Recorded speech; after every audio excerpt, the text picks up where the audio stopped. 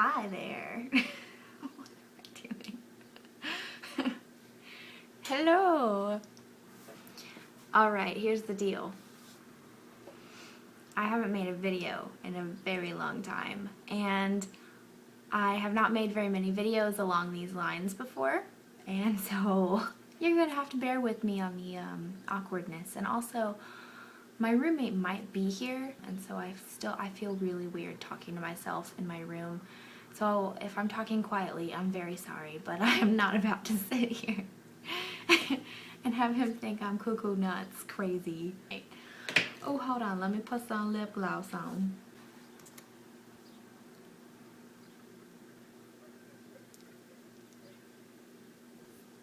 That's better. Alright, hold on, blinds. You want to know my setup right now?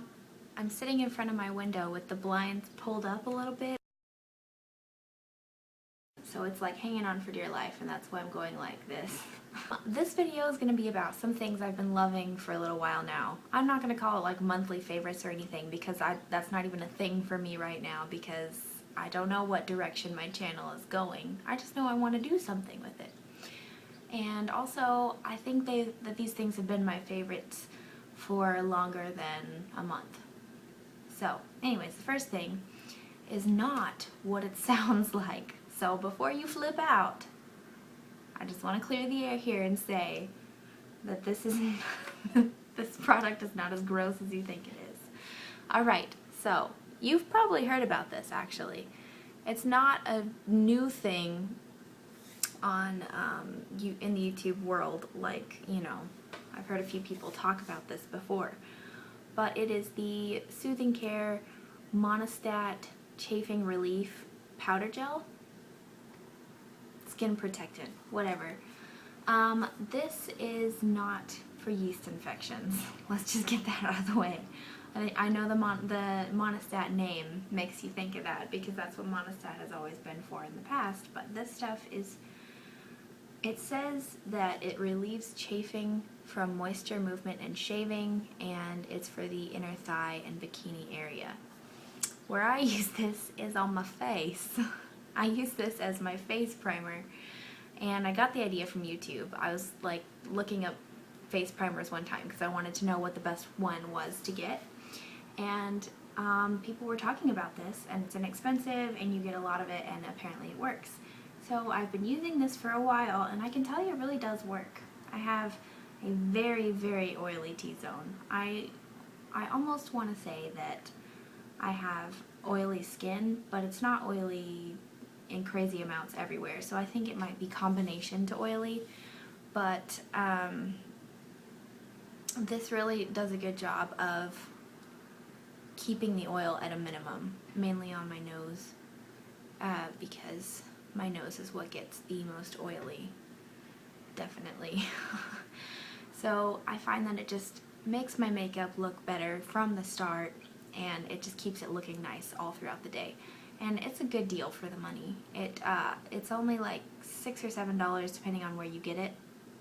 And I mean, you can find it at Walmart. It's gonna be like with the other Monostat stuff, so it's a little awkward to go buy it, and then you've got to check out with it, and you just feel like everyone in the whole line is judging you. But you know, whatever. Sometimes you just gotta do what you gotta do.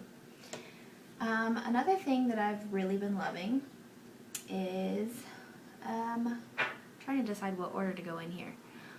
This is a new product for me. It is a perfume, obviously. From the packaging you can probably tell. It is the Dolce & Gabbana Light Blue. It's the limited edition one. It's called Dreaming in Portofino. It smells so good, and I mean, I'm really terrible at describing scents, but I'll give it a go here. To me, it smells like the epitome of a beachy summer. Like, it doesn't smell like the beach. You know, some fragrances smell like sunscreen and salt and all that kind of thing. This stuff smells like a fruity drink, like a cocktail to me, but not in like a super sweet way. I mean, it's a very feminine smell, but it's not overpoweringly perfumey either. So it's light, but it also lasts throughout the day. And I'm like, dang, this might be my signature scent. The only bad thing is that it's limited edition, so I don't know how much longer it's going to be out. I think it's been out for a while already. I really hope that they keep it because it smells way better than the original one, in my opinion.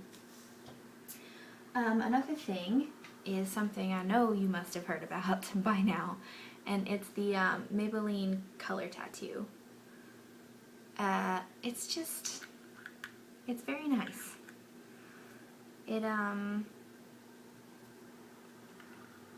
does what it says it's gonna do, you know? I mean, I have the Bad to the Bronze shade, which is probably the most popular one.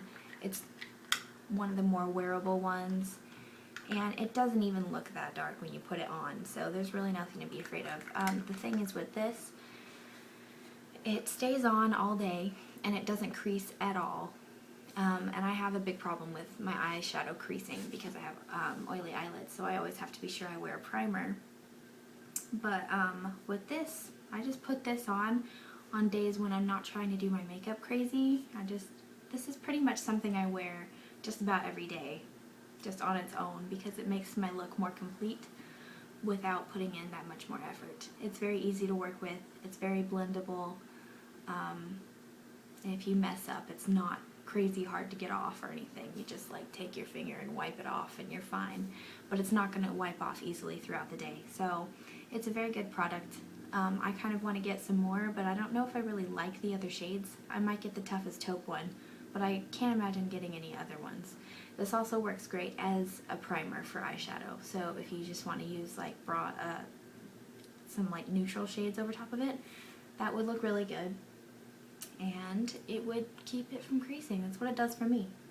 And that's always something I've had a pretty big problem with, so if that helps you decide at all on if it'll work for you, there you go. This is something I've clearly been using a lot because I already have. It's like getting close to being just about done, but this is the Maybelline New York Instant Age Rewind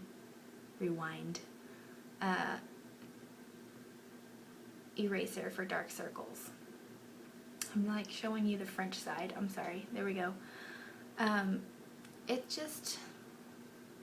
I have a pretty big problem with dark circles. At least I think I do. Maybe everybody thinks that, and nobody's dark circles are really as bad as they think they are. But this stuff does a very good job covering it up. Because before, I was pretty much only using this Garnier Nutrition-y Skin Renew Anti-Dark Circle Roller. And that stuff feels really nice to put on, but it's very light, and it's very light coverage, and it's ideal for someone who really doesn't need much help with their under eyes. Sometimes I'll put that stuff under this, and it's just it goes like the extra mile. If you have really extremely puffy eyes in the morning, that's a good thing to do. But this is just really good on its own. I just twist it up a little bit and put it on there, and then I take, it's drying right now. I was going to show you the brush I use to blend it out, but it's just one of those flat foundation brushes, which I don't ever use for foundation, but I use it to blend out my under eye circle area, and I think it does a pretty good job, personally. I mean, So, it's probably the best drugstore concealer I've ever found for concealing under eyes, and that's saying a lot. It's really hard for me to find good drugstore concealers. I've also been really liking my Maybelline Line Stiletto Ultimate Precision Liquid Eyeliner, and I just use the black shade, or Blackest Black, sorry, and it's one of these little felt tip things. It's very easy to work with. I mean, as with all liquid eyeliner, it just takes practice. You're not going to be great at it at first, but I find that stuff is a little more forgiving. The wand is just, it's not too flimsy, but it's not too hard either. So it's just it's pretty easy to put on. And also, it's not waterproof, so it's not hard to fix a little part if you mess up. You just take a Q-tip and like lick it, and then take off whatever you messed up. But that being said, just because it's not waterproof doesn't mean it's going to come off easy. It stays on really well. Like, I put this on this morning and it hasn't really budged at all. and it never does. It doesn't smudge on me at all. So it stays on when you need it to, and it's really easy to fix a mistake with it, so it's good. I want to show you two mascaras. These mascaras are very, very different from each other, but I like them both.